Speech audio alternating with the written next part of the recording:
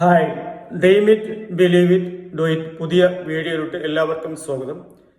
ജീവിതത്തിലെ പാഷൻ കണ്ടെത്തി ഡെസ്റ്റിനി തീരുമാനിച്ച് അതിലോട്ടെത്താനുള്ള വഴികളും ഫോർമുലാസും ടിപ്സും ആണ് നാം ഈ വീഡിയോകളിൽ ചർച്ച ചെയ്തുകൊണ്ടിരിക്കുന്നത്.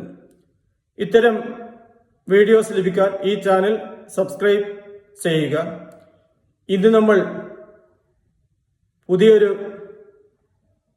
സ്റ്റോറിയാണ് കൊണ്ടുവരുന്നത്.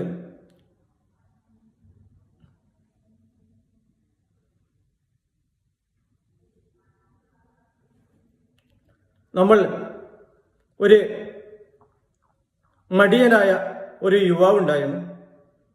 ആ യുവാവ് ആർക്കും വേണ്ടാത്ത ഒരു യുവാവ്, എല്ലാ വേണ്ടാത്തവരും അല്ലെങ്കിൽ ജീവിതത്തിൽ ഒരുപാട് കാര്യങ്ങൾ ശ്രമിച്ച് പരാജയപ്പെട്ട ഈ വ്യക്തി ഇങ്ങനെ അലഞ്ഞു തിരിഞ്ഞ് നടക്കുകയായിരുന്നു.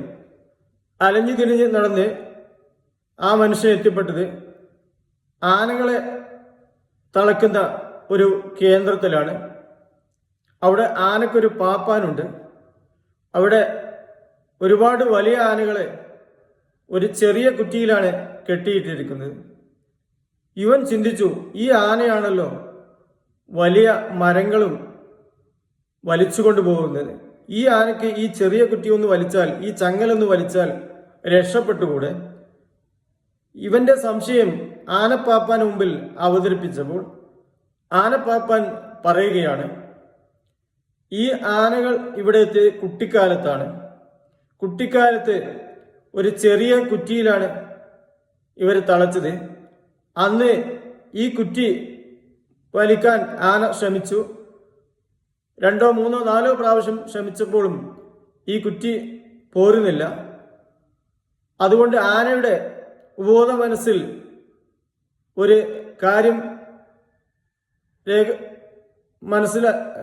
ആനക്ക് ബോധ്യപ്പെട്ടു, ഞാൻ വലിച്ചാൽ ഈ കുറ്റി പോരില്ല, അതുകൊണ്ട് ഇനി വലിക്കണ്ട. ഈ ആനയാണ് ഇന്ന് വളർന്ന് വലിയ ലോഡുകൾ വലിച്ചുകൊണ്ടിരിക്കുന്നത്. ഈ സംഭവം കേട്ടപ്പോൾ ഈ യുവാവിൻ്റെ മനസ്സ് മാറി. ഈ യുവാവിൻ്റെ കഴിവ് ഈ യുവാവ് ബോധ്യപ്പെട്ടു. ഇദ്ദേഹം ജീവിതത്തിൽ വിജയിച്ച് ഒരുപാട് മേഖലയിൽ എത്തി.